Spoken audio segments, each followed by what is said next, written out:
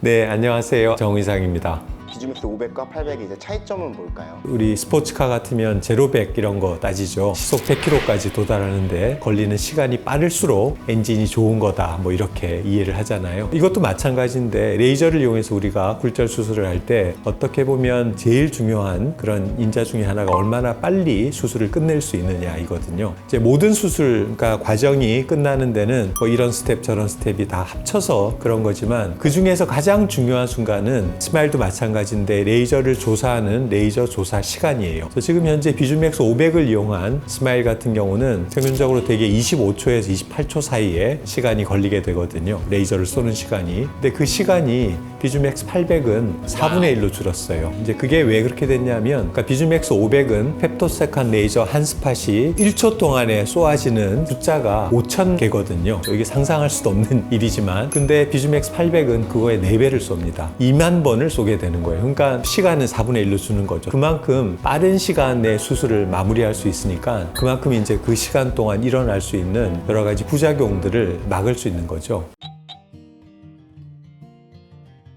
환자들이 조금 걱정하는 부작용 중에 하나가 석션 로스라는 게 있거든요. 스마일 수술을 할 때는 각막 조직을 이렇게 고정하는 장치가 있어요. PI라는 게 있는데 각막을 석션을 해서 잡게 되거든요. 쉽게 얘기하면 쭉 빨아들이는 힘으로 흡착을 해서 고정을 합니다. 그리고 레이저를 쏘기 때문에 정확한 부위에 수술을 할 수 있다는 장점이 있는 건데, 환자가 협조가 아주 안 될 경우에는, 그러니까 눈을 막 심하게 움직인다거나 머리를 돌린다거나 눈을 심하게 감는다거나 그럴 때는 그 석션이 풀릴 수가 있거든요. 그러면 수술이 중단이 되겠죠. 이제 그런 상황이 가끔씩은 저도 경험하는 일이거든요. 그런데 25초 동안에 생길 수 있는 확률이, 예를 들어서 전체 1000명 환자 중에 1명이라면 7, 8초, 4분의 1의 시간 동안 그게 생길 수 있는 확률은 제가 보기엔 거의 전무하다고 보셔도 돼요. 왜냐하면 석션 로스가 발생하는 시점은 초기에는 거의 안 생겨요. 레이저를 쏘고 있다가 환자분이 이제 긴장하는 톤이 너무 올라가면 15초, 20초 이 정도 경고할 때쯤에 가장 흔히 생기는 부작용이 석션 로스, 석션 브레이크인데, 비주맥스 800은 이미 7, 8초면 수술이 끝나버리기 때문에, 레이저 조사가 끝나버리기 때문에 아무리 협조가 안 돼도 그런 일이 발생할 수 있는 틈조차도 없다는 거죠. 이제 그거하고 더불어서 사람들마다 이 보는 방향이 다르거든요. 대개는 동공의 중심을 통해서 시선이 형성이 되는데, 어떤 사람은 동공 중심과 시선의 중심이 일치하지 않는 사람들이 있어요. 이제 그런 걸 저희가 앵글 카파라고 하는데, 그 앵글 카파가 많이 커지는 사람들은 시선의 중심을 축으로 해서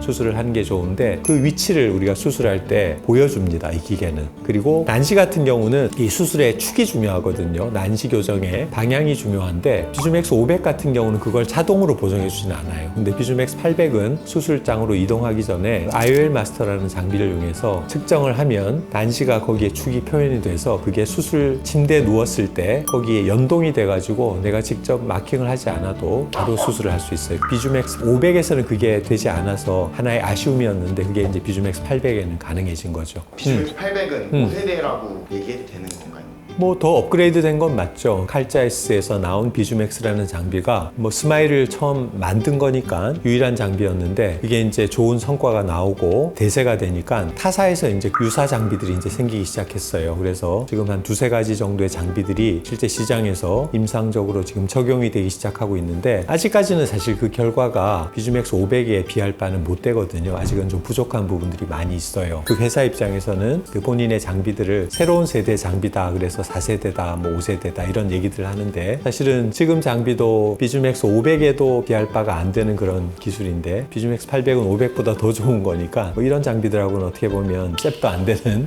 그런 격차가 아마 나지 않을까. 비즈맥스 800으로 하는 네. 수술 이름은 뭐 똑같이 스마일로 하는 거예요? 사실은 유럽에서는 시작을 했거든요. 칼자이스에서 공식적으로는 스마일 프로라는 수술명으로 시작을 하고 있는데, 뭐 그 이름은 사실은 뭐 그렇게 중요한 건 아니고 스마일의 업그레이드 버전이다 라고 생각하면 되겠죠. 그래서 장비는 비주맥스 500에서 비주맥스 800으로 했고, 수술명은 스마일에서 스마일 프로로 우리가 일단 공식적인 이름은 그렇게 결정을 했는데, 좀 더 좋은 이름이 있으면 저희가 한번 생각을 해보려고 지금 고민하고 있습니다.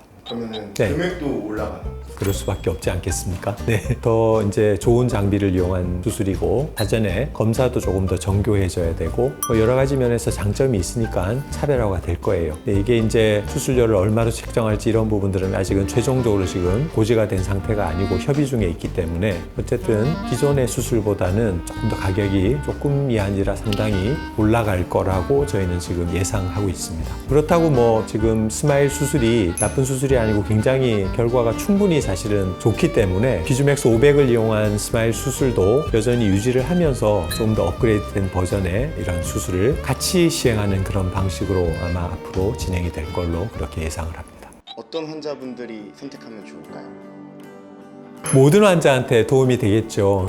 제가 아까 설명 듣기로는 빨리 끝나니까 겁쟁이 환자분들이나 그건 그렇죠. 정말 그 긴장을 많이 하는 분들이 있거든요. 특히 이제 그 우리가 굴절 수술하는 안과 의사들끼리 하는 얘기가 있는데, 군대를 다녀오지 않은 10대 후반, 20대 초반의 남자분들이 긴장도가 가장 평균적으로 보면 높습니다. 그리고 이제 직업에 따라서도 좀 차이가 나긴 하는데 결국은 개인에 따른 차이거든요. 뭐 오늘도 뭐 수술하면서 얘기를 나눠보면 어제 잠을 한숨도 못 잤어요. 이런 환자들도 있거든요. 그리고 도저히 그냥은 못하겠다. 신경안정제를 좀 먹고 하겠다. 그래서 알프라졸람을 저희가 처방을 해드린 환자분도 있어요. 그리고 이제 공황장애를 가지고 있거나 이런 분들도 계시고, 그래서 뭔가 수술을 하는 거에 대한 두려움이 너무 크거나 그걸 내가 잘 해낼 자신이 없는 분들은 비주맥스 800을 하면 걱정을 안 하셔도 될 거예요. 석션 노스라는 게 꼭 환자의 협조만 가지고 문제가 되는 건 아니거든요. 예를 들면 각막의 크기가 좀 작거나 각막이 볼록한 정도로 우리가 각막 망곡도라고 하는데, 그 망곡도가 좀 지나치게 낮거나 높은 사람들, 아니면 난시가 아주 심한 사람들은 석션이 쉽게 좀 풀어질 가능성이 좀 있어요. 그래서 그런 석션 노스, 석션 브레이크가 생길 확률이 좀 높은 작은 각막이나 각막이 지나치게 편평하거나 아주 뾰족한 각막, 혹은 난시가 아주 심한 각막, 그런 각막을 가진 사람들은 비주맥스 800을 이용해서 하는 게 훨씬 더 안전할 수 있다라고 생각합니다.